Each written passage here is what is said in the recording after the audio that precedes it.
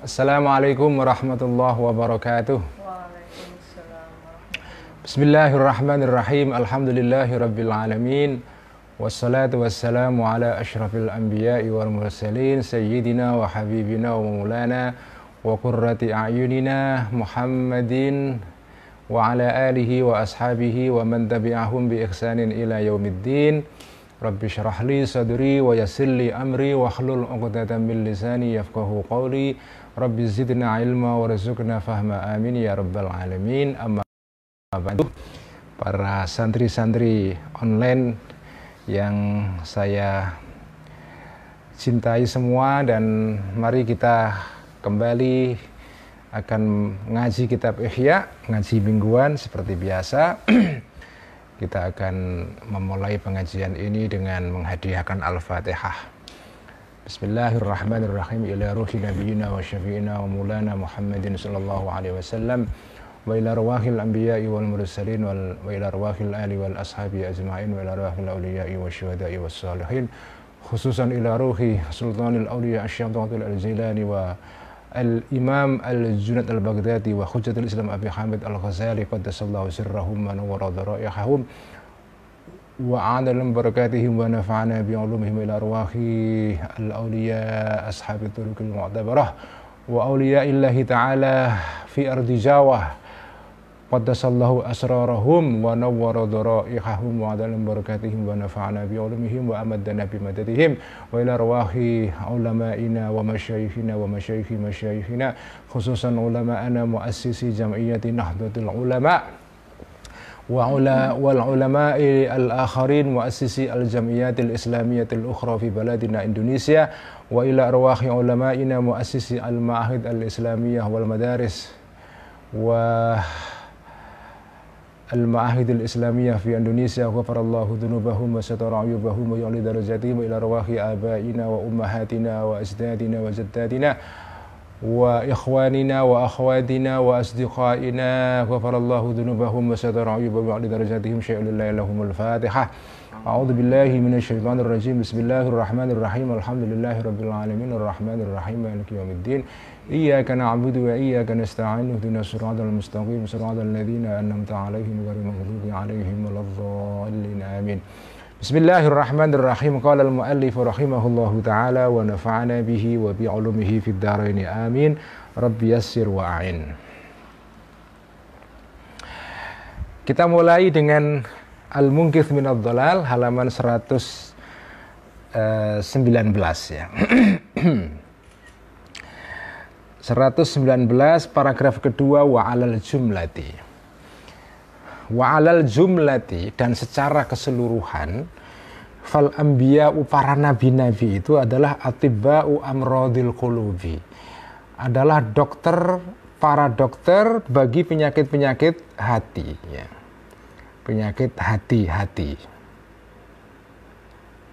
Wa innama faidatu al-aqli, jadi nabi itu adalah dokter, cuma dokter bagi roh ya, bagi penyakit rohani. Wa innama faidatu al-aqli, dan angin setuhune itu kalau bahasa pesantrennya ya. Dan sesungguhnya, akan tetapi sesungguhnya ya, faedahnya akal, nalar manusia. Jadi kalau ada nabi, terus nabi kan mendapatkan ajaran dari Allah ya, untuk kita semua. Lalu di mana kedudukan akal ini? Wa innama faidatul aqli, dan sesungguhnya kegunaan akal, wa tasarrufuhu, dan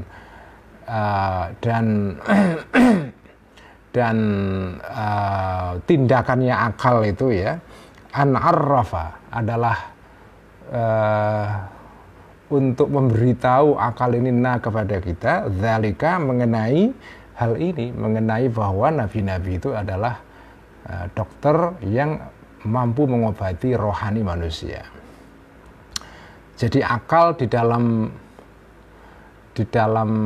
pandangan Islam ya, dan ini sebetulnya bukan hanya dalam Islam saja, tapi juga di dalam agama-agama lain ya. Jadi kedudukan akal itu bukan untuk menafikan kenabian, bukan untuk menafikan wahyu, bukan untuk membatalkan agama, Tetapi kedudukan akal adalah menolong kita untuk mengetahui tentang apa itu nabi, ya, apa itu kenabian, apakah nabi itu mungkin ada atau tidak. Itu kita mengetahuinya melalui dalil rasional seperti yang sudah kita baca dalam kitab Al-Munqidh kemarin, ya.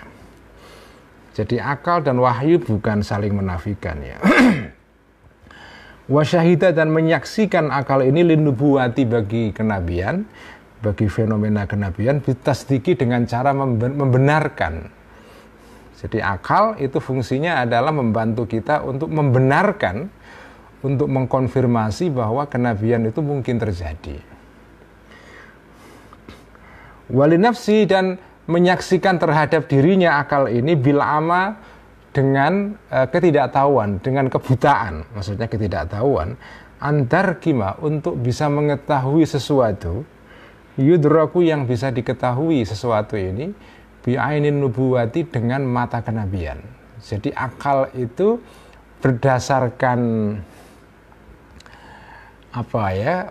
berdasarkan penalarannya sendiri, dia bisa menyimpulkan bahwa ada hal-hal seperti sudah kita baca dalam keterangan sebelumnya, ya, bahwa ada hal-hal yang memang tidak bisa diketahui kecuali oleh para nabi. Jadi akal itu punya batas.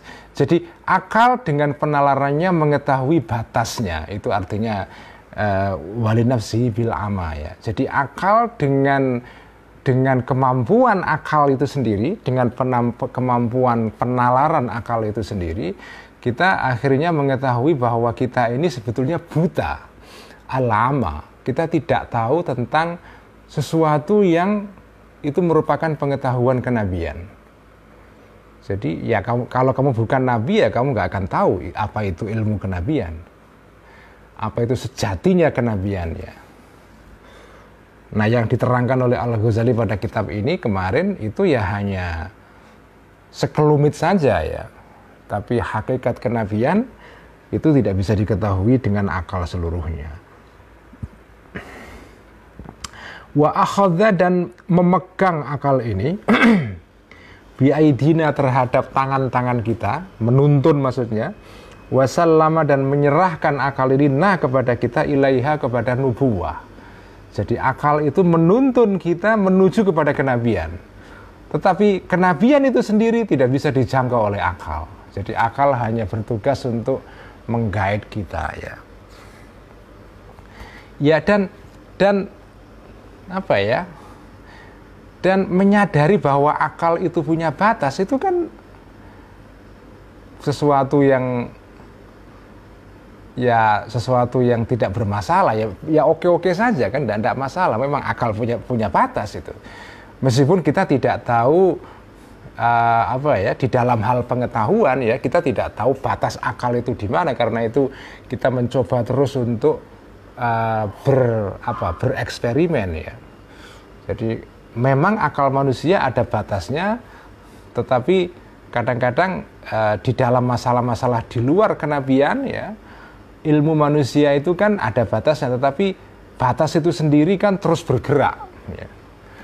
Dulu manusia pengetahuannya sekian, sekarang bertambah terus gitu, ya.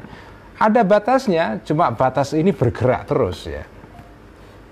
Dan itulah merupakan anugerah Allah bagi manusia, ya. Akal manusia itu ada batasnya, tetapi batasnya ini bergerak terus. Setiap zaman, setiap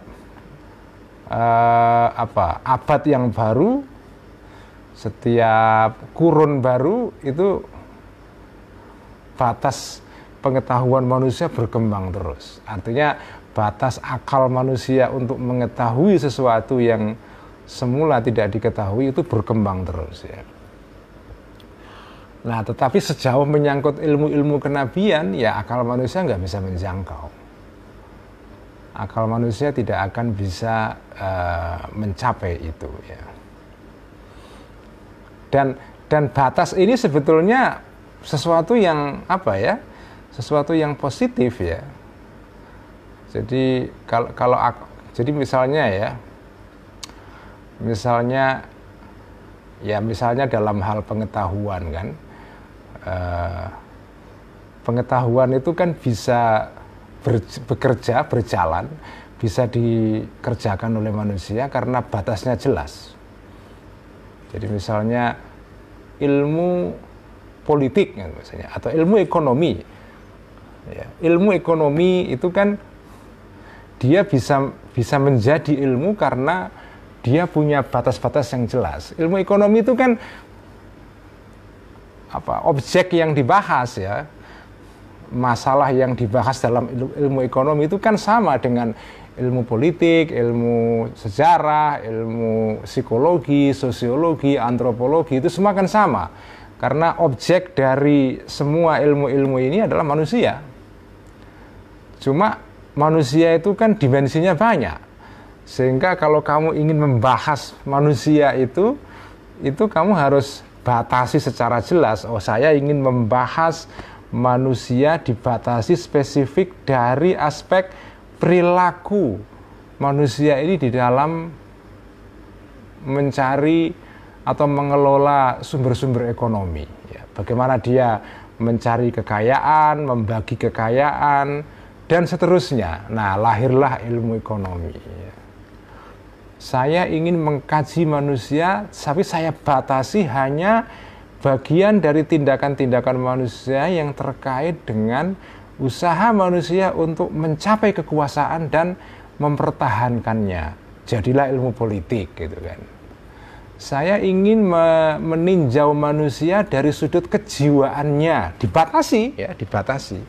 Lahirlah ilmu psikologi. Jadi pembatasan itu bukan sesuatu yang negatif ya. Jadi akal manusia itu bekerja dengan baik justru dengan batas. Ya kan? Karena kalau gak ada batasnya, misalnya ya, dengan misalnya apapun lah ya, apapun. Dengan nulis buku, supaya jadi buku harus dibatasi. Masalahnya jelas, pendekatannya jelas. Saya mau bahas ini. Kalau jenengan mau bahas apa saja, ya malah nggak jadi bukunya.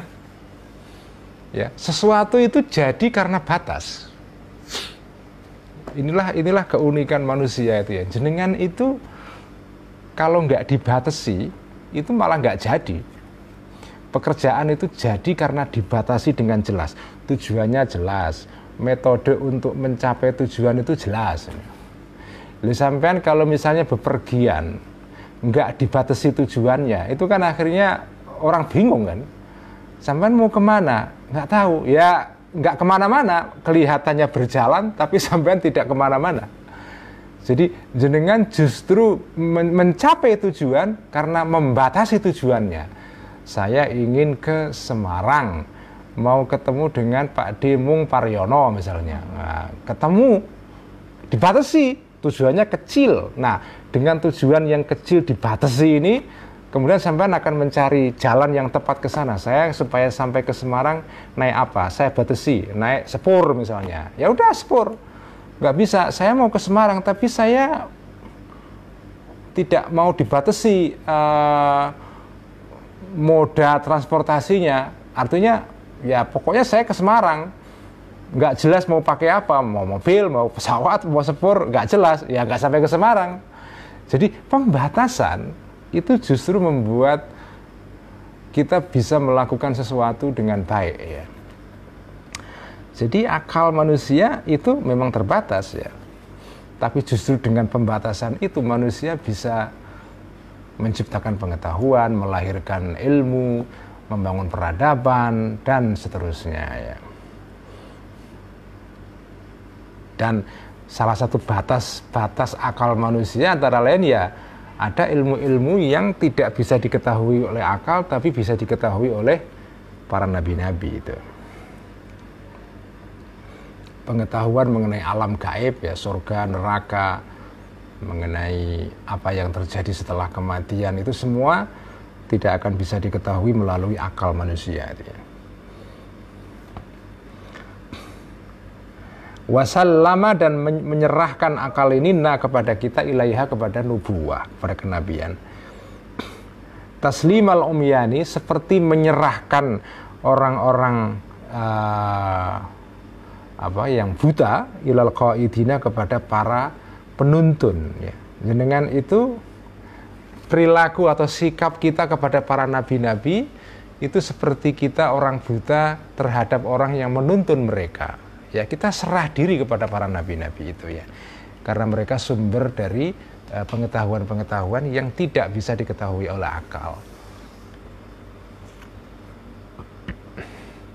Tetapi mengatakan begini, teman-teman, ya, itu bukan berarti kemudian seperti persepsi sebagian orang, wah kalau begitu, kalau kita beragama, akal itu nggak boleh kita gunakan dong. Kita berserah diri kepada Kanjeng Nabi, kepada para nabi-nabi, sudah seperti kita orang buta menyerahkan dirinya kepada para guide-nya, para penunjuknya. Jadi kita seperti tidak menggunakan akal kita sama sekali. Tidak benar, ya. Sama sekali tidak benar. Yang dimaksud oleh Al-Ghazali itu bukan berarti kita nggak menggunakan akal. Karena kalau tidak boleh menggunakan akal, tidak akan lahir kitab Ihya, nggak akan lahir kitab Al-Munqidh minadh dhalal. Ini semua kitab ini, Al-Munqidh ini, keterangan yang kita baca dari sejak awal sampai sekarang ini ditulis oleh Al-Ghazali dengan akalnya. Bagaimana beliau membuktikan adanya kenabian dengan akal juga. Jadi ada bagian-bagian yang bisa diketahui dalam agama melalui akal, ada bagian-bagian yang tidak, itu, ya. Jadi sama sekali nggak menafikan akal, ya. Wa taslimal mardho, dan seperti menyerahkannya atau menyerahkan orang-orang yang sakit, ya. Al-mutahayyirina, yang bingung tentang obatnya apa, ilal atibba'i, kepada para dokter. Al-musyfikina, yang mempunyai belas kasih, ya. Fa ilaha huna, maka sampai di sinilah majrul akli, jalannya akal atau batasnya akal, wa makhtahu, dan batas langkahnya akal ini. Jadi akal menuntun kita sampai kita memahami apa itu kenabian. Setelah itu kita berserah diri kepada para nabi-nabi ini. Wahua, dan sementara akal ini ma'zulun, terpisah atau tidak mampu, ya, amma, terhadap sesuatu pengetahuan-pengetahuan ba'da dzalika, yang setelah itu, setelah kita berserah diri kepada kenabian, akal selesai di situ. Setelah itu akal tidak mampu lagi untuk bekerja, ya. Jadi akal ini seperti menuntun kita ke gerbang kenabian. Begitu kita sudah berserah diri kepada para nabi-nabi ini, akal berhenti, ya. Tetapi memahami ilmu-ilmunya para nabi itu harus pakai akal, ya. Dengan memahami ajaran hadis, memahami wahyu yang diberikan oleh Allah kepada Kanjeng Nabi, itu semua kan ada ilmunya. Ada ilmu alatnya, ada nahwu, ada sorof, ya, ada tata bahasa, ada balagho. Itu semua kan harus dipelajari, dan memahaminya ya pakai akal, ya. Jadi jangan sekali-kali mempunyai pandangan atau asumsi bahwa kalau, ya, tugas akal itu berhenti hanya sampai menuntun kita sampai kepada para nabi-nabi, itu bukan berarti bahwa setelah itu akal tidak bekerja lagi. Jenengan ketika sudah berserah diri kepada para nabi-nabi, mengikuti ajaran-ajaran mereka, ya, memahami ajaran-ajaran para nabi, itu butuh akal juga. Nggak mungkin nggak pakai akal, ya. Dan seperti kisah yang terkenal dari tentang sahabat Mu'adz bin Jabal, ya. Sahabat Mu'adz satu ketika pernah diutus Kanjeng Nabi ke Yaman untuk menjadi guru, menjadi wakil Kanjeng Nabi untuk mengajarkan Islam kepada orang-orang Yaman, ya. Ketika menjelang berangkat, dites oleh Kanjeng Nabi sahabat Mu'adz ini, wahai Mu'adz, kamu kalau sampai di Yaman nanti, terus kemudian ditanya orang tentang hukumnya sesuatu, kamu akan menjawab pakai apa? pakai Quran, kata sahabat Mu'adz ya. Terus kalau misalnya di Quran nggak ada, terus pakai apa? Ya saya akan memakai petunjuk dari jenengan atau sunnah jenengan atau hadis atau ajaran-ajaran yang Kanjeng Nabi ajarkan, itu yang akan saya jadikan sebagai bahan atau dasar untuk memutuskan sesuatu. Terus kalau di hadis atau di dalam ajaran saya, ucapan-ucapan saya tidak ditemukan sesuatu yang bisa menjawab masalah yang kamu hadapi nanti, bagaimana? Ya saya akan menggunakan akal saya. Ajtahidu ra'yi. Ya di Quran nggak ada, di hadis nggak ada, ya bagaimana lagi? Saya akan menggunakan maksudnya sahabat Mu'adz bin Jabal, saya akan menggunakan penalaran saya, akal yang dianugerahkan oleh Allah kepada saya untuk menalar, mencari jawaban masalah yang ditanyakan orang-orang kepada saya. Begitu sahabat Mu'adz menjawab seperti itu, Kanjeng Nabi langsung lega sekali. Sampai beliau berkomentar, kalau nggak salah, Kanjeng Nabi mengatakan, laqad waffaqallahu rasulillah atau kama qala ya. Jadi Allah memberikan petunjuk, memberikan taufik ya, petunjuk kepada utusan Allah, yaitu sahabat Mu'adz bin Jabal ya. Jadi artinya Kanjeng Nabi senang atau menyetujui jawabannya sahabat Mu'adz itu. Jadi memahami ajaran Kanjeng Nabi juga butuh akal juga. Nah ini illa antafahumi ma yulkihi tabibu ilaihi. Jadi akal berhenti cuma kecuali antafahumi ma, kecuali dari memahami sesuatu, yulki yang memberikan kepada ma ini, atau tabibu seorang dokter, ilaihi kepada orang tadi itu. Kecuali untuk memahami isi yang dikatakan dokter atau resep yang diberikan oleh dokter itu. Sampai dikasih resep dokter ya harus paham, memahaminya ya pakai akal. Jadi kalau untuk memahami resep yang diberikan oleh dokter kepada kamu nggak bisa tidak menggunakan akal, harus menggunakan akal ya. Dokter di sini apa ya? Ya Kanjeng Nabi, karena Nabi itu kan dokter sebetulnya kan. Jadi kamu tidak boleh menghentikan akal untuk memahami ajaran-ajaran yang diberikan oleh Kanjeng Nabi sebagai dokter rohani manusia ini. Fahadhi, maka ini semua umurun adalah perkara-perkara arafna yang mengetahui kita semua kepada umur ini biddarurati dengan jalan secara doruri, secara otomatis ya. Al-jariyati yang berlaku darurah ini majrul musyahadati, seperti pengalaman empiris, seperti pengalaman yang kita saksikan langsung ya. Fi muddatil khalwati, di dalam saat kita sendirian, wal uzlati, dan uzlah ya. Jadi ini semua hal-hal yang sudah dikatakan Al-Ghazali mengenai soal batas akal, soal jenengan itu tugasnya memakai akal untuk menunjukkan jenengan sampai memahami apa itu kenabian, apakah seseorang itu nabi atau tidak. Setelah ketemu nabi sudah akalnya berhenti, karena setelah itu sampai menyerahkan diri, berserah kepada nabi-nabi yang akan mengajari kita tentang ajaran-ajaran kebenaran. Kecuali memahami soal ajaran-ajarannya itu, nah itu tetap akal kita masih bekerja, tapi untuk mengetahui tentang sejatinya kenabian, ilmu-ilmu kenabian itu semua kita nggak akan mampu ya. Nah ini semua itu bisa kita ketahui secara doruri, kita ketahui dengan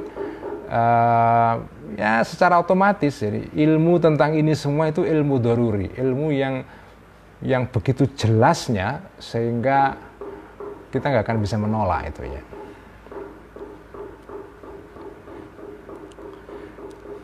Nah sekarang kita akan masuk ke pembahasan baru ya.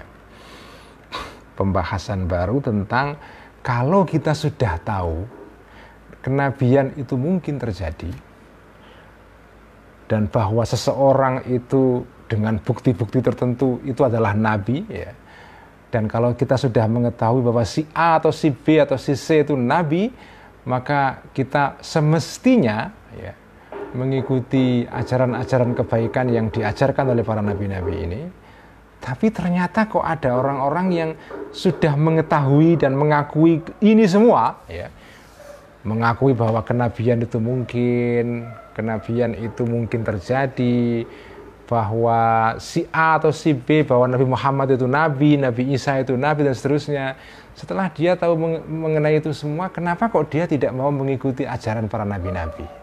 Nah, kita masuk, ya, kita sudah selesai menerangkan soal nubuahnya, soal hakikat kenabian sudah dijelaskan dengan panjang lebar. Sekarang sesudah kita tahu itu semua, masuk ke pembahasan baru.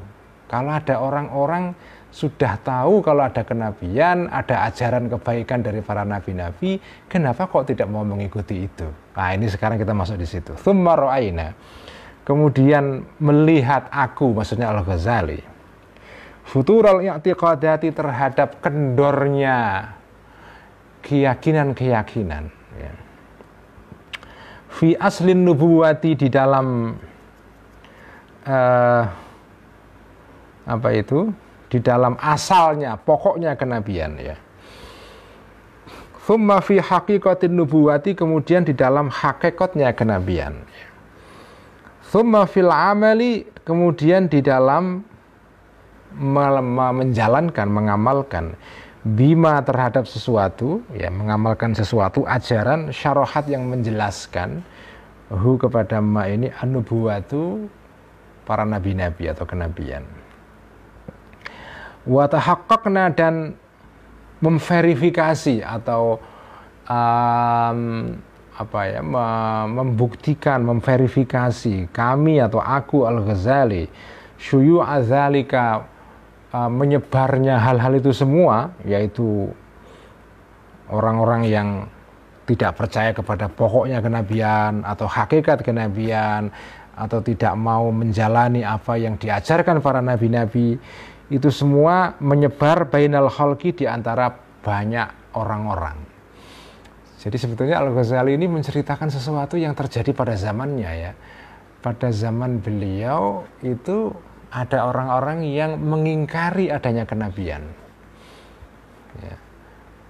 Orang-orang yang tidak mengingkari keberadaan Tuhan, mereka percaya ada Tuhan, tapi mereka tidak percaya bahwa ada nabi. Karena mereka percaya bahwa Tuhan itu atau Allah itu menunjukkan kebaikan itu, ya, kepada semua orang. Jadi nggak perlu ada nabi-nabi yang menjadi perantara, itu nggak perlu.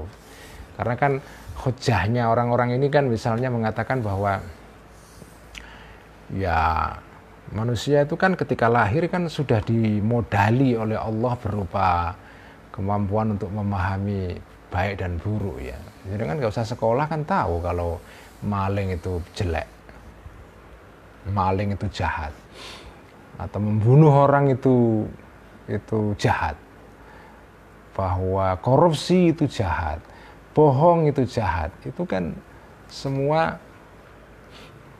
sudah ditanamkan, ya, sebagai semacam pengetahuan yang bersifat fitri, ya, merupakan bagian dari fitrah kita. Tanpa sekolah, tanpa ada nabi-nabi, kita tahu semua itu. Ini adalah hujjah atau argumennya orang-orang yang tidak mempercayai adanya kenabian, ya. Dan ini sudah ada pada zaman Al-Ghazali, ya. Jadi beliau sendiri sudah berhadapan dengan orang-orang seperti ini. Ya, sekarang pun kan kita juga berhadapan dengan gejala serupa, kan, ya. Sekarang kita menyaksikan orang-orang yang mengatakan bahwa, ya, apa gunanya agama itu? Uang tanpa agama juga orang bisa baik, misalnya begitu, kan. Menjadi baik kan tidak butuh agama, ya. Bahkan orang-orang beragama juga bisa berbuat jahat, gitu. Jadi apa gunanya agama kalau orang bisa menjadi baik tanpa agama? Nah, pandangan semacam ini itu mirip dengan pandangan yang apa ya dihadapi oleh Al-Ghazali pada zamannya, yaitu orang-orang yang mengingkari kenabian itu. Nah, kenapa ini semua terjadi? Ini sekarang mau dianalisa oleh Al-Ghazali. Fanadhartu, maka menganalisa atau memikirkan aku, melihat aku ila asbabi futuril khalqi, kepada sebab-sebab kendornya manusia, kendor tidak percaya kepada kenabian, kepada ajaran-ajaran para nabi, ya, wa du'fi imanihim, dan lemahnya imannya orang-orang ini biha terhadap kenabian. Fa'idzan maka tiba-tiba, maka dumadaan hiya asbabu futuril khalqi ini arba'atun, ada 4. Kalau diteliti sebab-sebabnya orang itu tidak mempercayai kenabian, itu kira-kira bisa dijelaskan dengan 4 faktor, ya. Sababun, ada sebab, minal khaidina, dari orang-orang yang menggeluti fi ilmil falsafati, di dalam ilmu falsafah. Orang-orang yang terjun dalam ilmu falsafah, ya, itu sebagian, tidak semua, ya, tidak semua. Yang menggeluti falsafah itu dia bisa punya pendapat bahwa Nabi itu nggak perlu, ya. Wasababun, dan ada sebab minal khaidina, dari orang-orang yang bergelut fitori kita tasawufi, di dalam jalan tasawuf. Orang yang mengikuti tasawuf atau menjalani tasawuf itu juga ada yang sampai kepada kesimpulan bahwa saya sudah wusul, saya sudah sampai kepada Allah, nggak perlu ajaran agama itu, nggak perlu sholat, nggak perlu puasa, nggak perlu haji, ya. Haji kan dalam hati, sholat kan dalam hati kita, puasa kan dalam hati, pokoknya semuanya dalam hati lah pokoknya, ya. Ada orang-orang seperti ini, ya. Jadi orang mengingkari kenabian atau ajaran para nabi justru karena dia bertasawuf, itu, ya.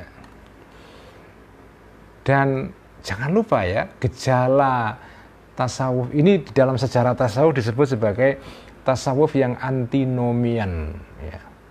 Antinomian artinya adalah tasawuf yang anti syariat, ya, anti ajaran agama. Memang ada pada zaman Al-Ghazali itu ada orang-orang yang menjalani tasawuf, kemudian akibatnya adalah mereka meninggalkan agama karena mereka merasa dirinya sudah sampai langsung kepada Allah, kan. Jadi agama itu kan wasilah. Kalau saya sudah sampai kepada tujuan, ngapain saya menjalani agama? Jadi nggak perlu lagi, itu, ya.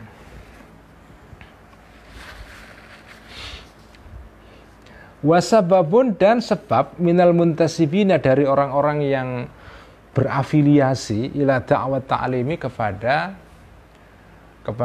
dakwahnya atau kepada klaim ta'lim, pengajaran dari seorang imam yang maksum, ya. Jadi ini adalah orang-orang Syiah Ismailiyah, ya. Jadi sebagian, mungkin malah bukan sebagian, ya. Ya, sebagian orang-orang yang mengikuti Syiah Ismailiyah, ya. Syiah Ismailiyah itu adalah salah satu kelompok dalam Syiah, ya. Karena Syiah itu banyak, ada Syiah Itsna Asyariyah, Syiah yang mempercayai 12 imam, ya. Itu yang sekarang Syiah yang yang kita lihat di Iran sekarang, itu Syiah Itsna Asyariyah, ya. Nah, ada sempalan Syiah namanya Syiah Ismailiyah, ya, yang mereka hanya percaya kepada 7 imam saja, ya. Jadi itu mereka juga sebagian, ya, menolak ajaran kenabian. Wasababun, dan ada sebab min muamalatil mausumina, dari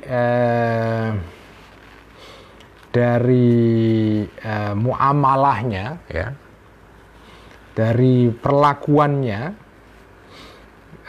orang-orang yang disifati bil ilmi, dengan ilmu, ya, fima, di antara sesuatu, di antara hal-hal bainan nasi, yang di antara manusia, ya.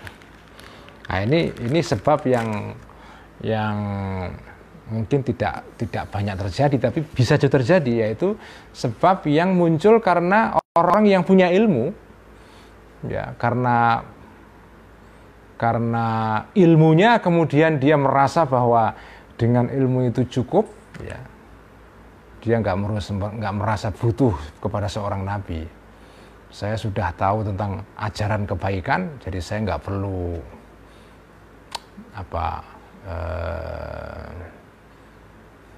ya nggak perlu nabi, ya nggak perlu ajaran kenabian itu, ya. Jadi inilah 4 sebab kenapa orang merasa tidak perlu para nabi, ya. Ada yang datang dari falsafah, ada yang datang dari tasawuf, ada yang datang dari ajaran Syiah Ismailiyah, ya. Ada yang datang dari ajaran, ya bukan ajaran tapi orang-orang yang punya ilmu, ya. Tetapi dengan ilmunya kemudian dia berkesimpulan bahwa nabi nggak perlu. Yaitu ini orang-orang yang mungkin bisa disebut sebagai orang rasionalis, ya, yang merasa bahwa akalnya sudah cukup menjadi petunjuk itu. Fa inni, maka sesungguhnya aku, ya, tatabba'tu, meneliti aku muddatan, sementara waktu atau dalam waktu tertentu, ahadal khalqi, masing-masing manusia, as'alu, menanyai aku Al-Ghazali maksudnya, man, terhadap orang-orang yuqassiru, yang sembrono, yang teledor, man ini minhum, di antara orang-orang, di antara masyarakat ini, khalqu, fi mutaba'ati syar'i, di dalam mengikuti ajaran agama. Jadi Al-Ghazali ini survei, kira-kira ya, survei begitu, menanyai orang-orang, kenapa kamu kok tidak mau mengikuti ajaran para nabi-nabi? Wa as'alu, dan menanyai aku kepada man tadi ini, an syubhati, dari pikirannya, ya, dari pandangannya. Syubhat disebut pandangannya, ya, pandangannya orang ini. Kenapa kamu sampai tidak mengikuti ajaran Kanjeng Nabi itu? Wa abhathu, dan meneliti aku an akidati, terhadap akidahnya man ini, wa sirrihi, dan jiwanya atau rahasia pikirannya atau keyakinannya orang ini. Wa qultu, dan mengatakan aku lahu, dan bertanya aku lahu kepada man ini, malaka tuqassiru fiha, apakah sesuatu laka bagimu tu kesiru, kok kamu teledor, kamu tidak mau mengikuti fiha, di dalam kenabian ini. Fa in kunta, maka jika ada engkau tu'minu, kamu itu kalau percaya, tu'minu, percaya engkau bil akhirati, kepada kehidupan setelah mati, akhirat, walasta, dan tidak ada engkau tastaidu, bersiap-siap engkau laha, bagi akhirat, watabi'u, dan menjual engkau ha, kepada akhirat, ya. Atau tabi'u di sini, kata ba'a itu dalam bahasa Arab itu maknanya bisa 2, ya, bisa artinya menjual, bisa artinya beli, ya. Jadi ini termasuk ba'a, itu termasuk kata-kata dalam bahasa Arab yang maknanya itu bisa 2 dan saling berlawanan, ya. Jadi bisa artinya menjual, bisa artinya membeli, ya. Watabi'u, dan membeli engkau ha, kepada akhirat, di dunia, kamu ijoli, kamu ganti, ya, kamu beli dengan dunia, ya. Fahadhi, maka ini semua hamaqatun, adalah kebodohan. Kalau kamu percaya akhirat, ya, kamu percaya adanya Allah, kamu percaya adanya kehidupan setelah mati, kenapa kamu tidak bersiap-siap untuk kehidupan setelah mati itu? Dengan cara apa, ya? Mengikuti ajaran para nabi. Kalau kamu tidak melakukan itu kan hamaqah, ya. Itu kebodohan itu. Fa innaka, karena sesungguhnya engkau, ini alasan rasionalnya, ya. Nah, di sini kita menggunakan pikiran, kan? Fa innaka, maka karena engkau, la tabi'u, tidak akan menjual engkau, al itsnaini, 2 barang, biwahidin, dengan harga 1, dengan barang 1. Namanya rugi kamu jual barang 2 kamu dapat cuma satu saja, ya. Itu namanya rugi. Kamu jual akhirat kamu, harganya adalah dunia, ya. Dunia itu nilainya lebih rendah daripada akhirat, ya. Jadi menjual akhirat dengan dunia itu suatu kerugian, artinya kamu melakukan tindakan yang bodoh, hamaqah itu, ya.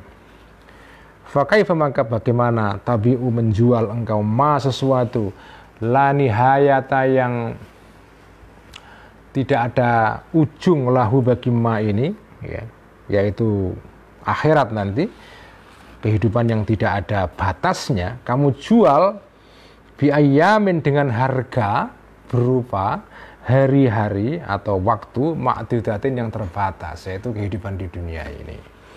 Bagaimana mungkin kau menjual dunia dengan akhirat? Itu hamaqah itu, ya. Wa in kunta, jika ada engkau la tu'minu, tidak percaya engkau biha terhadap akhirat, kalau kamu nggak percaya adanya hari akhir, kehidupan setelah mati, fa anta, maka engkau kafirun, adalah orang yang mengingkari itu, namanya kafir itu mengingkari, ya.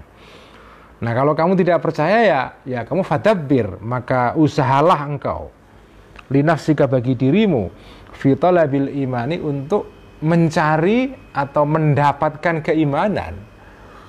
Kalau kamu tidak punya iman, ya seharusnya, ya, tapi ini kan seharusnya kan idealnya, ya, tapi kan yang kejadian kan nggak begitu kadang-kadang, ya. Yang terjadi bukan yang ideal. Kalau kamu tidak beriman, ya mestinya kamu berusaha untuk mencari jalan, ya, untuk mendapatkan keimanan, ya, mendapatkan keyakinan tentang hari akhir nanti. Wandur, dan renungkanlah engkau dan lihatlah engkau ma sababu kufrika, ma apakah sababu kufrika, adalah sebabnya kufurnya engkau, kekafiran engkau, al-khafi, yang tersembunyi, alladzi huwa, yang kufur ini, madhabuka, adalah madhab engkau, batinan, secara sembunyi-sembunyi, ya. Wahua, dan kufur yang khafi ini, kufur yang tersembunyi ini, adalah sababu jur'atika, sebabnya beraninya engkau, yaitu berani tidak mengikuti ajaran kenabian, ya, zahiran, secara terang-terangan. Wa in kunta, senajan atau walaupun ada engkau, la tusarrihu, tidak berterus terang engkau, bihi, terhadap ini, apa, terhadap kufur yang khafi tadi itu, atau terhadap apa itu jur'atuka tadi itu, tajamulan dengan jalan, tajamulan karena bermanis-manis, berdiplomasi, bil imani, dengan iman, wa tasyarrufan, dan ingin mendapatkan nama, status sosial keren, ya, bizikri syar'i, dengan menyebutkan agama, ya. Ini menarik sekali yang dibahas oleh Al-Ghazali di sini, nih, ya. Jadi yang dibicarakan Al-Ghazali dalam bagian ini itu adalah orang-orang yang sebetulnya dia itu tidak percaya tentang agama atau percaya mengenai ajaran kenabian, ya, ajarannya Kanjeng Nabi dan seterusnya. Dia nggak percaya sebetulnya, tapi karena dia ini berada di antara orang-orang beragama, jadi kalau dia tidak kelihatan beragama, dia kehilangan status sosial, atau kehilangan muka, atau dimusuhi oleh lingkungan. Jadi terpaksa dia pura-pura percaya kepada ajaran Kanjeng Nabi, padahal pada dasarnya dia nggak percaya. Nah, orang-orang semacam ini, itulah yang dibahas pada bagian ini itu. Nah, kamu kalau masuk di dalam golongan seperti ini, ya, saran Al-Ghazali adalah, ya, kamu harus meraih kembali iman kamu yang sudah hilang itu, ya. Fadabbir li nafsik, ya. Maka usahakan kamu untuk beriman, ya. Dengan jalan apa, ya, menggunakan nalar, ya, menggunakan pikiran itu, ya. Itulah harusnya kalau kamu tidak punya iman, jadi kamu harus berusaha untuk mencari iman itu. Bukan dengan cara pura-pura beriman karena bergaul di antara orang-orang beragama, karena kalau tidak dia akan terisolasi misalnya ya, tidak akan dapat teman dan segala macam ya, atau malah nggak dapat pekerjaan misalnya, karena kalau dia menyatakan diri tidak percaya agama ya, dia akan dijauhi oleh orang, terpaksa dia mengaku beragama, tapi pada dasarnya dia tidak percaya kepada agama. Nah, fenomena seperti ini pada zaman Al-Ghazali itu sudah ada. Sekarang masih ada, banyak, ya, banyak banget ya. Ya banget sih enggak lah ya, tapi ada orang-orang yang seperti ini ya. Ada orang-orang yang sudah mulai kehilangan kepercayaan kepada agama tapi tidak berani terus terang. Ya. Itu banyak itu. Nah, gejala ini bukan hal baru karena pada zaman Imam Ghazali itu sudah ada hal semacam ini. Jadi jangan kaget ya. Ya itu tadi sarannya Imam Ghazali, kalau ada orang seperti ini ya saran beliau ya usaha untuk beriman ya. Ya tapi kalau sudah berusaha dia tetap nggak percaya ya sudah, karena namanya iman itu kan pada akhirnya adalah peparingi Gusti Allah, itu kan apa ya, pemberian dari Allah. Iman itu kan anugerah ya. Kita kan nggak bisa memaksakan orang itu beriman ya. Ya iman itu memang anugerah. Ada orang yang sudah mendapatkan anugerah itu, kemudian hilang anugerah itu. Itu ada juga ya. Orang yang dulunya beriman, kemudian imannya hilang. Itu ada ya. Ya kalau ini sudah menyangkut anugerah, ya kita nggak bisa apa-apa ya. Kalau sudah anugerah itu diambil oleh Allah, dicabut, ya sudah hilang ya. Ya tapi manusia bisa berusaha untuk mendapatkan kembali iman itu kalau dia mau ya, dengan mendaya gunakan akalnya, mendaya gunakan nalarnya, itu bisa sebetulnya ya. Inilah sebab-sebab kenapa orang tidak percaya agama. Agama di sini simbolnya adalah kenabian ya.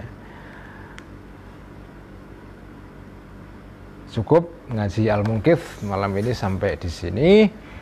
Wallahu a'lam bishawab.